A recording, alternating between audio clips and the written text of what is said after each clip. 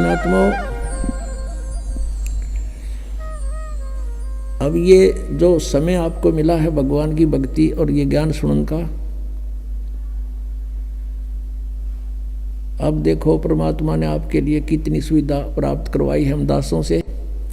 तुम कितने कृपा पात्र हो उस परम पिता कबीर भगवान की, कितनी प्यारी आत्मा हो तुम, उन श्रेष्ठ आत्माओं में से हो जिनको वो खोजता फिर रहा है। सर्दी का मौसम है, रजाई आपके पास है और ये दास परमात्मा की महिमा की बौछार आप पर कर रहा है। अब इसमें लटके ना लियो या ख्यास राखियो, नहीं तो भगवान रुष्ट गणा हो जाएगा। देख इतनी दूर आए और ये अमृत ज्ञान की तो खोजे तो नहीं पावे और तुम लटके ले जाओ, तो वो तो फिर एपिसोड गया ना। जितना आप झटके ले गए उसमें तो खो दिया सारा काम, अपने शरीर को सुखा दिया तपस्या कर करके। और हृदय में जिनका चोट लगी तो कैसे लगी? लागी का मार्ग और है लगे चोट काल जा करके, लागी का मार्ग और है लगे चोट काल जा करके, लगे चोट काल जा करके, लगे चोट काल जा करके।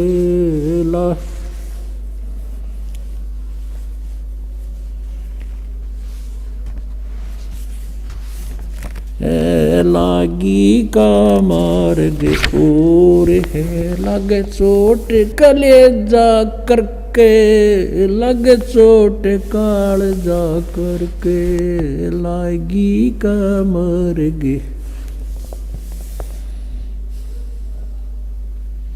कहते हैं जब आपके लगन लगेगी मालिक की, कलेजे में कसक हो जाएगी, एक न्यारी कसक उठेगी। परमात्मा कहते हैं जब आपका या लगन लगेगी भगवान की, कहते हैं कबीर वैद बुलाइया और पकड़ के देखी बा, और वैद न वेदन जान ही मेरा करक कलेजे बा। घर वाला ने सोचा कि ये तो बहुत बीमार सा हो गया, उदास सा रहता है, कोई भयंकर रोग हो गया इसके।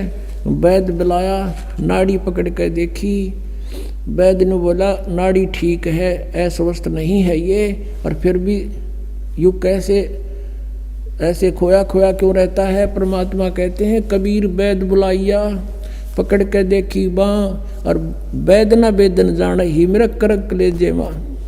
बन बीच भरतरी भूप ने एक मारा ताड़ निशाना, बन बीच भरतरी भूप ने एक मारा ताड़ निशाना। कोई घड़ी सदी थी आवन की साधु का हो गया आना, कोई घड़ी सदी थी आवन की साधु का हो गया आना। कोई मुआ मृग जवा दियो न तार धरो न बाणा, कोई मुआ मृग जवा दियो न तार धरो न बाणा। वो जिंदा कर दिया डोर था शिष बण्या परीक्षा करके, शिष बण्या परीक्षा करके, शिष बण्या परीक्षा करके, लागी का मार्ग और है लगे चोट काल जा करके, लगे चोट काल जा करके, लगे चोट काल जा करके। गोपी चंद योगी हो गए जिन ले लिया भगमा बाणा, गोपी चंद योगी हो गए जिन ले लिया भगमा बाणा। गुरु महल जनान ने भेजता डोडी पे अलख जगाना, गुरु महल जनान ने भेज तेरा जो डोडी पे अलख जगाना। व्यंजन 3600 छोड़ के भिक्षा का भोजन खाना, व्यंजन 3600 छोड़ के भिक्षा का भोजन खाना, तन पड़ गया कम जोर था, ना खाया उदर भर के, ना खाया रे उदर भर के, ना खाया उदर भर के, लागी का मार्ग और है लगे चोट काल जा करके, लगे चोट काल जा करके, लगे चोट काल जा करके। बाजीद कहे उठाओ ऊंट को, लोग कहें ये मुआ, बाजीद कहे उठाओ ऊंट को, लोग कहें ये मुआ, रही उठन आड़ी चीज नहीं गया ओडे सलानी सुआ, रही उठन वाली चीज नहीं गया ओडे सलानी सुआ, कुछ नक्सक बिगड़या है नहीं बाजीदा अचरज हुआ, कुछ नक्सक बिगड़या है नहीं बाजीदा अचरज हुआ, जिन करया अचंबा गोर है तजा राज काल से डर के, तजा राज काल से डर के, तजा राज काल से डर के, लागी का मार्ग और है लगे चोट काल जा करके। सुल्तानी मगन बैराग में जिन तज दिया बलख बुखारा, सुल्तानी मगन बैराग में जिन तज दिया बलख बुखारा, कदे पालकियों में चाल तेरे अज ठालिया गुदड़ बारा, कदे पालकियों में चाल तेरे अज ठालिया गुदड़ बारा, सब संगी छोड़ी रोवती रोवे था कुण बासारा, सब संगी छोड़ी रोवती रोवे था कुण बासारा, शोर मचारण वास में ना देखा पीछा फिर के, ना देखा पीछा फिर के, ना देखा रे पीछा, लागी का मार्ग और है लगे चोट काल जा करके, लागी का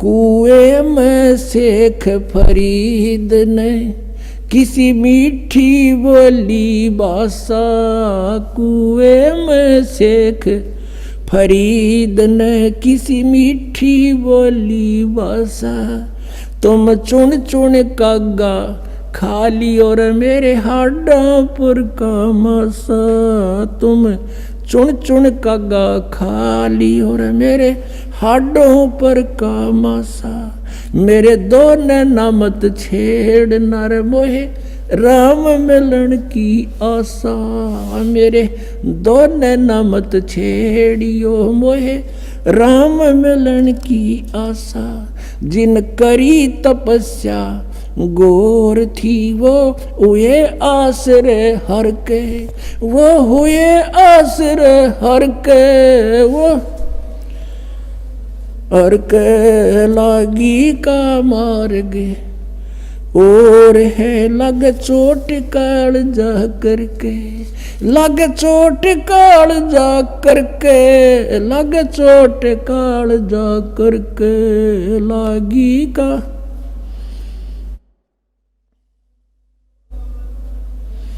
पीपा दरिया में कूद गए रजिन कैसी करी डिठाई, पीपा दरिया में कूद गए रजिन कैसी करी डिठाई, वो नर पाड़ा जीत गए जिन सिर धड़की बाजी लाई, वो नर पाड़ा जीत गए जिन सिर धड़की बाजी लाई, कह मंगलानंद चेती और तुम सोच समझ मेरा भाई, कह मंगलानंद चेतियो कुछ सोच समझ मेरा भाई, बिन चेते यू झूठा सो रहे कुछ जाइयो सुकर्म करके, कुछ जाइयो सुकर्म करके, कुछ जाइयो रे सुकर्म करके, लागी का मार्ग और है लगे चोट काल जा करके। पुण्यात्माओं, परमात्मा के पाने के लिए इन महापुरुषों ने राज त्याग दिए और कैसी कठिन तपस्याएं की। जैसे शेख फरीद जी परमात्मा की ट्राई के लिए घर त्याग दिया, परमात्मा की प्राप्ति के लिए। जैसा भी कोई गुरु मिला उसके आधार से साधना सिर धड़कीबाजी ला के शुरू कर दी। गुरु जी तपस्वी था, उसने तप की माध्यम बता दिया और शिष्य ने गुरु की बात पर अटल रहना पड़ता है। लेकिन वो नकली गुरु थे, लेकिन चेले असली थे। उन चेलों ने गुरुजी के बताए हुए मार्ग से 12 वर्ष तक कहते कुएं में उल्टा लटक के ऊपर न पैर बांध के सिर नीचे न करके 12 वर्ष तपस्या की। और 12 वर्ष में 50 किलो अन्न खाया था, 50 किलो 12 वर्ष में। अपने आत्माओं, एक आदमी का आहार पहले तो 1 किलो था डेली का, एक समय का। और उस समय 12 वर्ष को 312 को 365 से गुणा करो और उधर से इनके ग्राम बना लो 50 किलो के, कितने बड़े कई ग्राम डेली का उसको हिस्से में आया है। और जिस कारण से इसलिए अनाहार कम करता था कि मैं भक्ति में आलस ना बन जा, जीर्ण शीर्ण शरीर हो गया और अंत में अस्थि पंजर शेष रह गया। कौव्या ने सोचा यो कोई आदमी मर गया फांसी खा के, और वो उसकी आंख निकालने के लिए आगे। तब शेख फरीद ने सोचा भगवान मिला नहीं, अंत शरीर का हो गया, कौवे आंख खा लेंगे और भगवान कैसे देखूंगा। और पूरा मुसलमान धर्म कहता भगवान तो बेचून है, निराकार है, या उल्टी आंट है। कहते कहें कुछ और करें कुछ, हम सभी ऐसे कह रहे थे। पवित्र बाइबल में परमात्मा लिखा मनुष्य दृश्य है, मनुष्य जैसा उसने अब मनुष्य को अपने जैसा बनाया। पवित्र कुरान शरीफ में लिखा है कि परमात्मा ने 6 दिन में सृष्टि 7वें दिन तख्त पर जा बैठा। और पवित्र वेद बताते हैं परमात्मा मनुष्य दृश्य है, निराकार है, वहां से गति करके आता है, सतलोक में ऊपर रहता है, सतलोक के अंदर निवास करता है। और फिर भी हम सारे रट्टा ला रहे हैं भगवान निराकार निराकार का। और किसी भी सिख ईसाई से पूछ लीजिए, उसे पूछिए कि भगवान कैसा है, वो कहेगा गॉड इज फॉर्मलेस, परमात्मा निराकार है। और पवित्र सदग्रंथ बताते हैं उसका शरीर मनुष्य दृश्य है, उसका नाम कबीर है। अब यह आर्ट इसके थी पुण्यात्मा वाजिद के, मुसलमान धर्म में जन्म था, फिर भी फक्कड़ फकीरों की इस आड़ लेकर के साधना शुरू की। अब जब उसने ये देख लिया भगवान मिला नहीं, शरीर अंत होएगा, अब कोई विकल्प नहीं, कौवे आँख खा लेंगे, फिर मैं मर जाऊंगा तड़प के। तब उसने कहा कि हे कौव्यो, धीरे धीरे बोला। अब बोला तो वो कौवे उड़ गए, उन्होंने सोचा तो मर गया कितना। ये कहा कि भाई मेरे शरीर पर कहीं मांस बचा हो, मांस खा लो, पर मेरी आंखें मत छेड़ना, आंखें मत खाना, मुझे भगवान के दर्शन की आशा है। न्यों कहकर फूट कर रो पड़ा। पुण्यात्मा, बिना प्रेम पावे नहीं, चाहे करोड़ समाधि ला। अब भगवान के प्रति उसमें प्यार उमड़ गया कि भगवान मिला नहीं, शरीर रहेगा नहीं, आंखों से आंखें जाती रहेंगी, भगवान आ भी गया तो मैं देखूंगा कैसे। उसी समय परमात्मा ने क्या किया, उसका रस्सा पकड़ के बाहर खींच लिया। कबीर परमेश्वर वहां पहुंच गए, अल्लाहू अकबर, और उसको पकड़ के बाहर निकालने लगे रस्से से, जैसे बाल्टी बाहर निकालते हैं पानी की भरी हुई। शेख फरीद ने सोचा, क्योंकि पहले कोई शरारती रास्ते चलते बालक, गवाले पाली, भेड़ बकरियां चराने वाले शरारत कर देते थे, उसके रस्से को पकड़कर ऐसे हिलाकर छोड़ देते थे। वो कभी कुएं के इधर लगता था जाके, कभी इधर, और अपने हाथ से सिर को करके बचाव कर लेता था, बच्चे भाग जाते थे। उसको मालूम था कि शरारती शरारत करके चले जाएंगे। अब उस दिन सोचा कि ये कोई अच्छा कम वक्त आया, इसने मैं बाहर निकाल लिया, ये भी गड़ेगा। तो वो कहने लगा कि हे भाई मुझे मत छेड़ो, आप अपना काम करो, मैं अपना काम कर रहा हूँ, संतों को दुखी नहीं किया करते। परमात्मा ने धीरे धीरे कति बार निकाल लिया, ऊपर न पैर नीचे न लटक रहा। और भगवान ने कहा आप क्या कर रहे हो यहाँ पर? शेख फरीद कहता मैं भगवान के पाने के लिए, भगवान के दीदार के लिए ये साधना तपस्या कर रहा हूँ। परमेश्वर ने कहा कि मैं हूँ वो परमात्मा, अल्लाह अकबर। वो कहता है कि मजाक मत कर। शेख फरीद कहता मजाक मत कर, तू भगवान नहीं हो सकता। भगवान तो निराकार है, बेचून है, वो दिखाई थोड़ा ही देता है, वो तो निराकार है। परमात्मा बोले महात्मा ये भगत आप किस लिए ये प्रयत्न कर रहे हो? अब कह रहे थे आप कि मैं अल्लाह के दीदार के लिए, दर्शन के लिए साधना कर रहा हूँ, उधर से तू कह रहा है कि भगवान निराकार है। तुम्हारी थ्योरी कुछ और प्रैक्टिकल कुछ। अरे भले आदमी जब वो निराकार है फिर क्यों डले ढो रहा है? देखेगा क्यों कर उसने? तू कैसे देखेगा?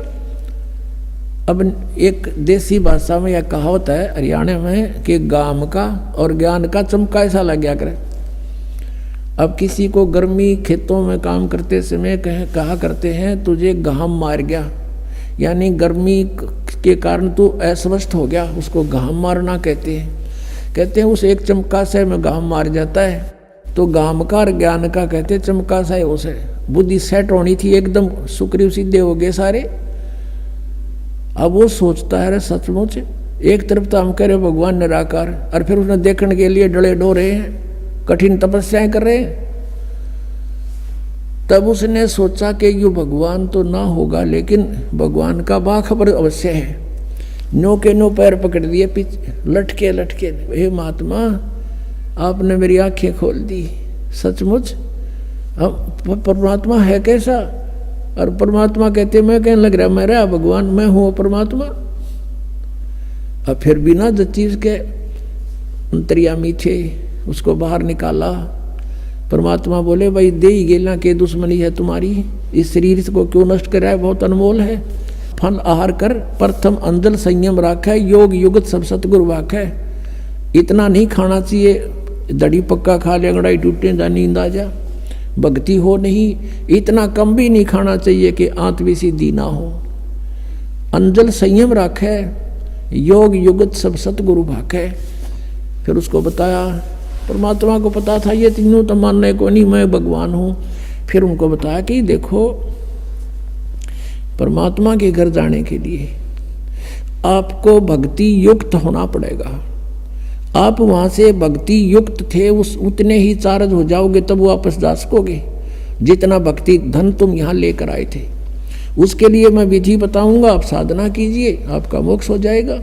शेख फरीद ने वैसा ही किया, तब उसका कल्याण हुआ। तो पुण्यात्माओं, परमात्मा क्या कहते हैं?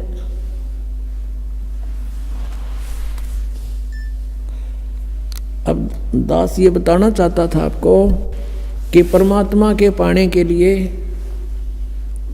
पुण्यात्माओं ने कितने कठिन तपस्याएं की और फिर भी व्यर्थ रहे। और आपको तो थोड़ी सी देर सिर्फ बैठकर सत्संग सुनना है, और वो भी कितनी सुविधा में।